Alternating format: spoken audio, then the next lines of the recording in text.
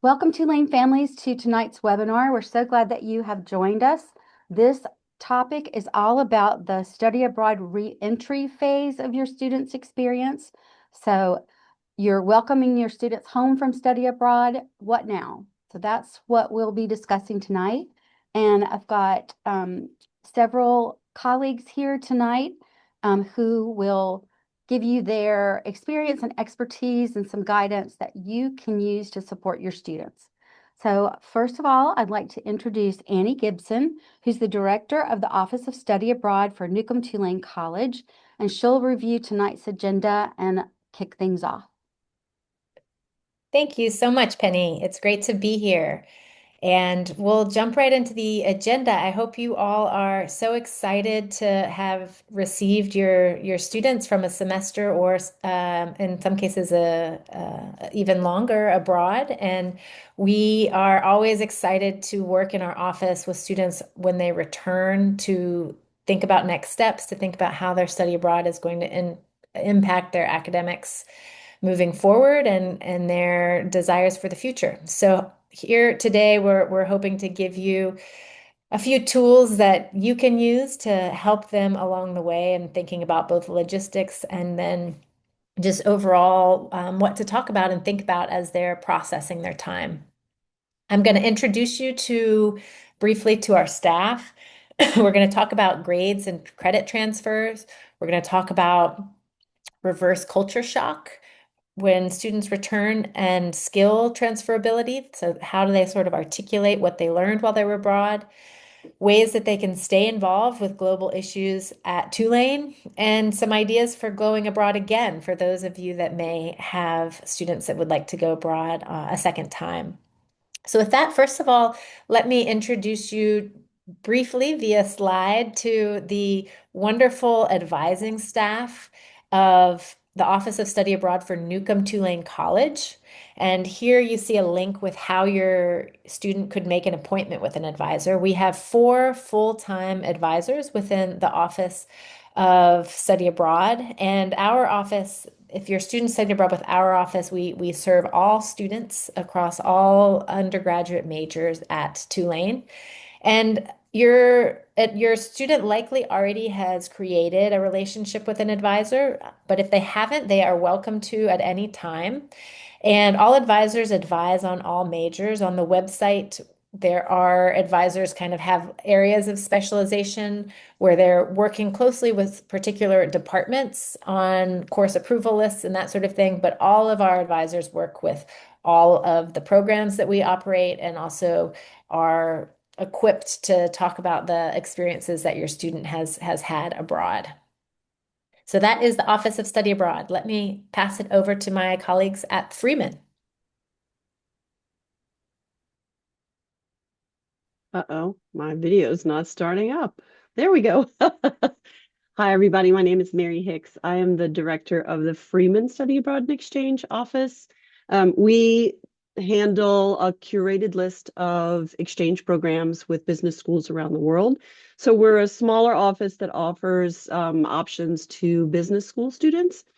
Our office, we cross-advise. It's not limited by major, and except for the fact that we're only business students. So our office is made up of myself, Erin Forbes, and Lauren Bix. So students hopefully already know us, and they're welcome to come and see us or make appointments with us via the website.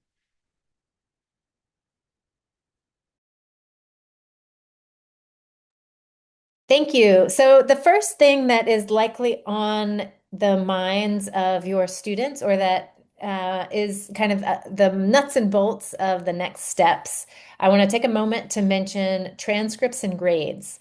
The first thing to know is that transcripts from host institutions abroad can take a little while to arrive at our office here at Tulane. So we'll be receiving transcripts over the next few months. It can take up to 4 months from the program end date for the transcript to actually arrive in our office. So if your student is wondering, when will my grades appear, uh, give it a little time before reaching out to make sure that the registrar's office has time to receive their grades and upload those. As soon as those transcripts do arrive, we post those grades.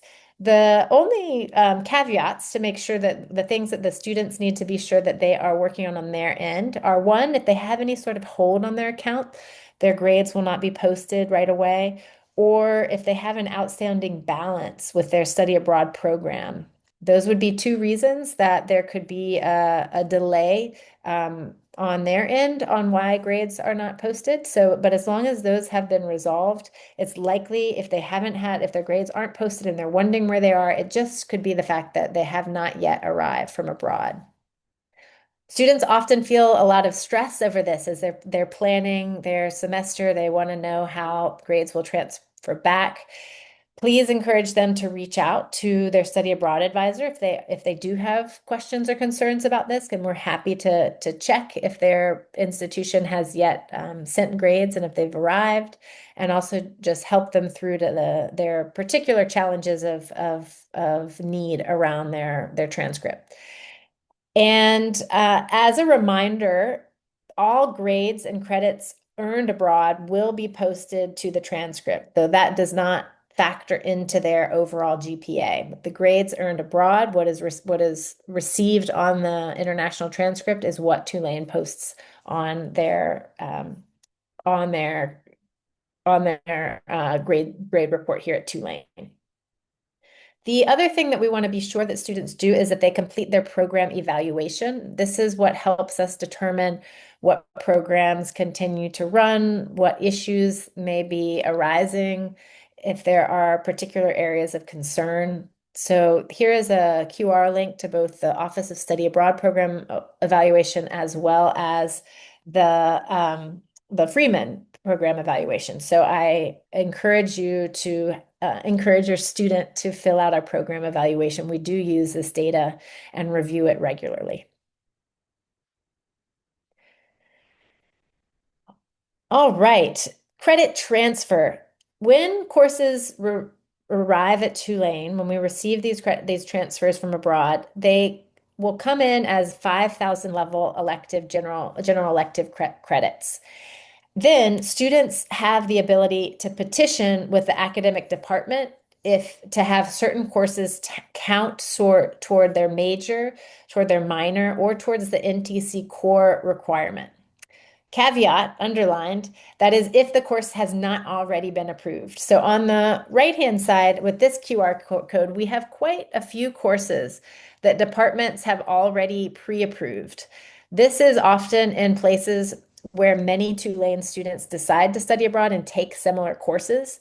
So those departments have reviewed that syllabi, and have given it the ability to count towards that major, minor, or core for any student that takes that course. So what students will do first is they'll check this pre-approved list to see if their course has already been pre-approved.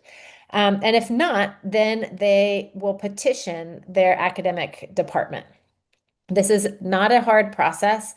We encourage students to do this because this is also how we'll have courses added to that pre-approved list. Because a program doesn't have a course on the pre-approved list does not mean they're not going to get major credit. It just is this extra step that when the student, if they're come back, they have a course that they'd like for major minor credit, they will go through a petition process. Once that they may see a slight code change on the petition that reflects if that course fulfills a particular curriculum, so that 5,000 level number may shift, but the title of the course maintains the same. When they go through this petition process, and the paperwork trail is explained on the website, so they can go to our website to understand how they fill out the form. They will often need to have their syllabi and their papers and their course work available so that departments can review that work to decide if it will be granted equivalency. And we're doing this with departments all the time. Your students have received notification about this throughout the process, so they should be familiar with what they should hold on to and be collecting in order to have a course count towards a major, minor, or core if it hadn't already been approved. And again, grades are posted on the transcript, but not factored into the cumulative GPA. There's kind of a pause for that semester.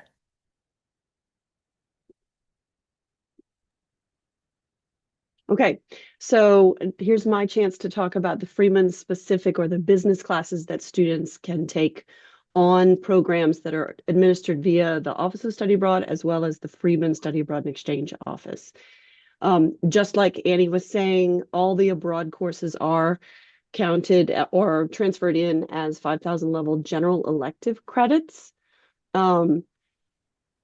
In general, if a student takes a business class that has been pre-approved, they are going to count as the student's either general business electives or their major electives, depending upon each student's degree audit, because the major and minor shifts where those credits fall. Most of those are programmed into the system to default into the correct place. Abroad business courses taken on OSA programs that are pre-approved also transfer in just the same. Most, if not all, well, all of the Freeman students on the OSA programs have been given the opportunity to file what we call a learning agreement so that we can have these discussions with students before they reach this point. So the majority of your students will have already had these discussions with the Freeman Abroad office and their academic advisors and are aware of how their credits are going to transfer for business on Freeman programs as well as OSA programs. Anything that is not pre-approved by the business school is reviewed for credit transfer via our office. So if your student has not gotten academic advising at this point, we encourage them to contact us as soon as possible, and we can review their business credits and give them answers. So we want our business students to transfer in as many study abroad classes as possible, but it's important that they are following the curricular guidelines of the business school. Sorry, I just wanted to mention that it's the same GPA, the credit transfer is the same for OSA and Freeman. So it does not factor into the cumulative GPA, and they count very much the same. If a Freeman student takes non-business courses on a program, that transfer process is typically handled the same way that the OSA programs are handled. Sorry. Everyone, my name is Mike Weisnant. I'm currently a study abroad advisor in the Office of Study Abroad, and we've been talking a lot about credit transfer and a lot of the practical steps. But there's another component that's right below the surface here too, which is a lot of times the thing that might be, again, right below the surface, which is kind of the emotional context around returning from study abroad. So I wanted to present you with very quickly, and I want to be mindful of your time, a little bit of a case study and conversation around reverse culture shock. So what your students might be kind of going through as they kind of come back from study abroad. So this is a case study here of one of our former peer advisors. So we do hire peer advisors, which are students that have returned from study abroad. And you can kind of just see some of the things that she's talking about in her return experience here. Feeling disoriented and uncomfortable, things were a shock, really needing support from both peers and professors, and that staying connected was really helpful. So I want to walk you all through how we think about these experiences and what we can do to best support your students as they're returning back to Tulane. So this is a rhetorical question, but I'd like you to keep it in mind as you're kind of having conversations with your students as they're coming home, or they're going off back again back here to Tulane. What changes or challenges have you started to notice in your students' perspective or their behavior since their return? And you might not have noticed anything yet, but you might as the semester progresses and as they return back home over the summer. So something that we prepare a lot of our students for, in fact, all of our students go through a pre-departure orientation on the way out from study abroad, is reverse culture shock. We talk a lot about regular culture shock, but we try to mention too that there's a reverse angle here.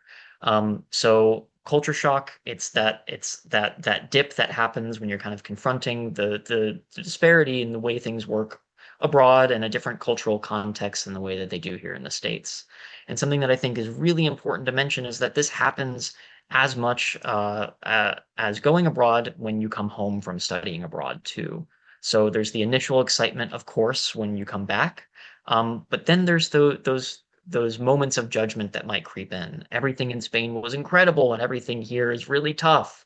And then there's this dip, this reverse culture shock. And hopefully by the end of the semester, we can get them back to that balanced readaptation place where they're feeling a lot more complete about their experience.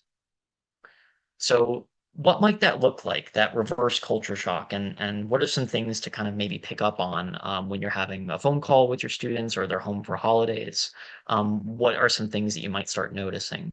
So some of the difficulties might include re-examining their priorities or what they value or their identity or their relationships with their own country.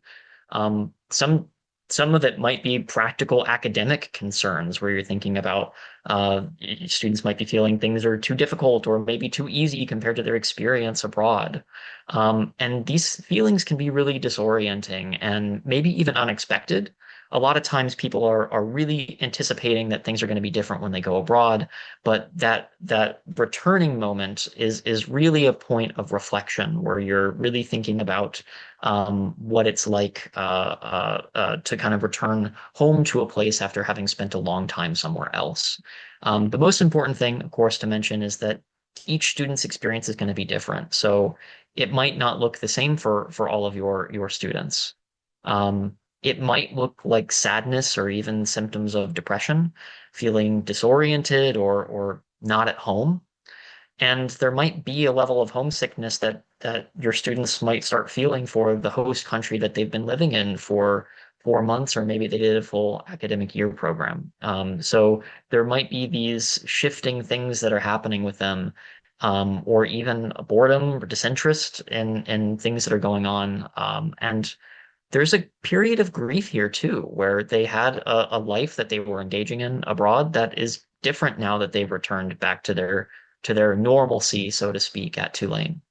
Um, and I would really strongly encourage you to encourage your students to treat this as a very similar period to the way that they had to deal with culture shock when they went abroad in the first place. It's going to take some time, and that includes things like rebuilding habits and relationships and a sense of self that might have changed while abroad. Of course, it's important to keep up any self-care strategies, building a routine and getting out of the house. That's always something that's been important to me, especially when I came back from study abroad. Exercise, going for long walks, being able to figure out the things that are most helpful for your student and how you can best support them as their family. Um, but also, this is a great point to have some conversations with them around what their expectations are, what they're hoping things will be like, what does normalcy mean to them. These feelings are sometimes pretty intense when you just come back from study abroad, but they're also temporary. And I think that that's a really important point that you can encourage your students that these things are going to pass. They might be challenging right now, but just like they got over their culture shock when they were studying abroad, they can get over the reverse culture shock too. Just takes a little bit of time and a little bit of effort. That being said, there's a lot of support resources here at Tulane that we can that they can utilize and that we can support them with. I won't read you all of them here, but what I really want to make you super aware of is that when students are coming to our office or to Freeman's office or to any one of these various offices that you see here, if we are not the experts in one of these, if in one of the things that's happening with your student, we are super connected with the other offices. So even if it's not the expertise that we have, we can obviously take a student over to the counseling center or help make that appointment with a success coach. So if they're coming to one of us, they have access to all of us. We really want to make sure that they're connected to the resources that are going to best help them readjust to life at Tulane. So please encourage them to reach out to whomever they're closest to. They can put them in contact with the person that's going to be able to support them the best.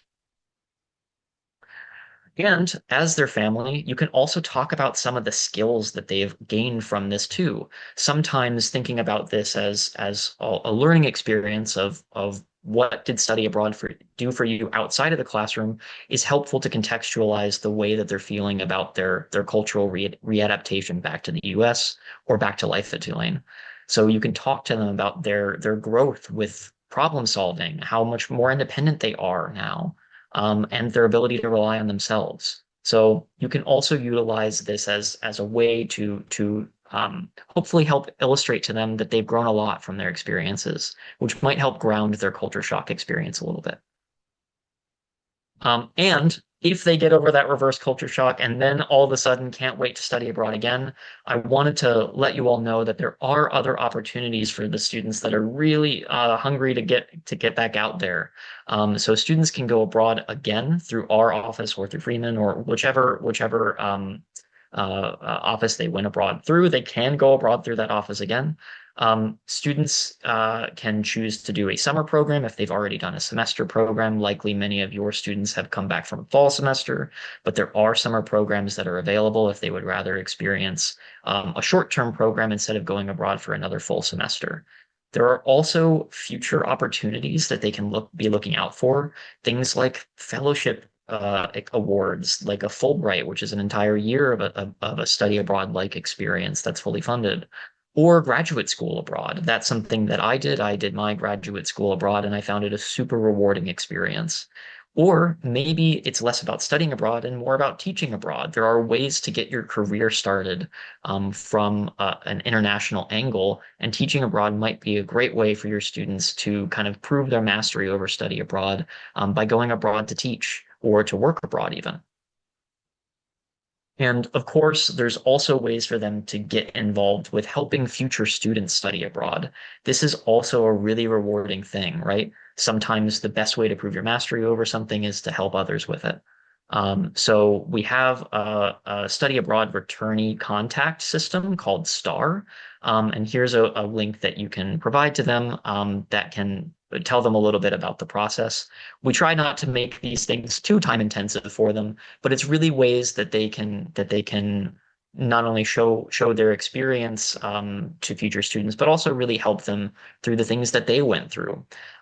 Things like getting over that initial culture shock, that feeling of confusion or disorientation when you just land and get off the airplane.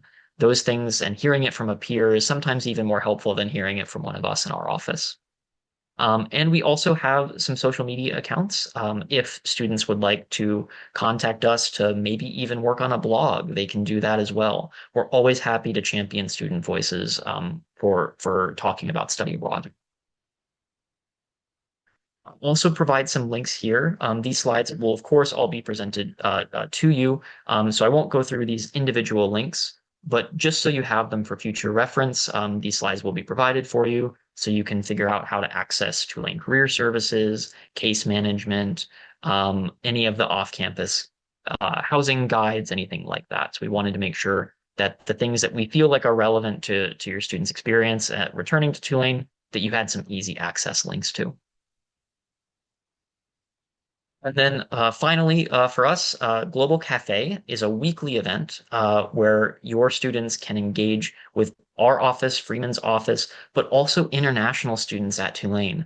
Maybe rather than studying abroad again or going on another international program, they would really like to kind of be a welcoming voice for the international students that are at Tulane. And this is a great way to also come talk with us in a more casual setting. There's free coffee, usually free snacks, usually some sweet treats of some variety. We also do a lot of themed holiday style events, usually around world holidays. So there are some really great ways to get involved with us, even in a more casual setting, to hopefully make that study abroad experience last a little bit longer. And with that, I'll turn it back over to Annie to get kickstarted on some questions. Yeah, so this concludes the formal presentation, and so now we'd love to hear some of those questions coming in a chat. Yes, so submit your questions in the Q&A window in your controls, and I'll pitch those to our panelists to get those answers for you. So I don't see anything so far. I know that they've done a great job of giving you good information, but we just want to make sure that if you do have any questions, we have an opportunity for you to ask those. So I don't see any at this moment. I'll just ask our panelists, is there anything else that you thought of as we were going through the slides that you would want to mention before we close? I think we I'll may. mention something. I do like to reiterate that a lot of times after a transformative experience like this, we as humans don't always feel the effects until much later. So this initial reentry period can be very dramatic, like Mike was saying.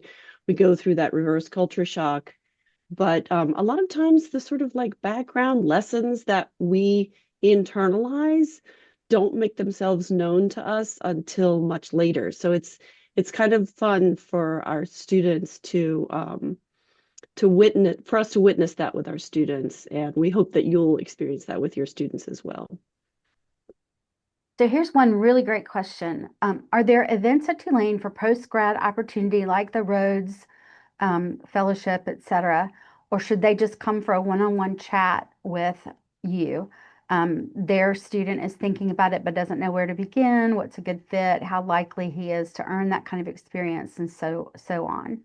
So we do have a staff member within Newcomb-Tulane College who works with students on all of those kinds of programs and their applications for those. And so that link to their website is included in one of those slides. So you'll see that. And I'll also put that in the follow-up email that I send to all the people who registered in advance. But it is that office of, perhaps, Mike, if you can scroll Fellowship back. advising, the Yeah. Office of Fellowship Advising. And Tulane has had a really wonderful history of our students going on to earn those different fellowships. So we're quite proud of that. And so they're on that website. There's some profiles of students and short articles about some of the different students and the different things that they've earned and where they've gone and the experiences that they've had. So we put a lot of emphasis on preparing students for those application processes. So Annie, would you like to say anything else about that? Just to highlight that the advising staff in that office is very accessible to students, and they love meeting with students that are at the real exploratory stage. So it's never too early. If your student is coming back from abroad, they're not exactly sure if they're interested in a fellowship.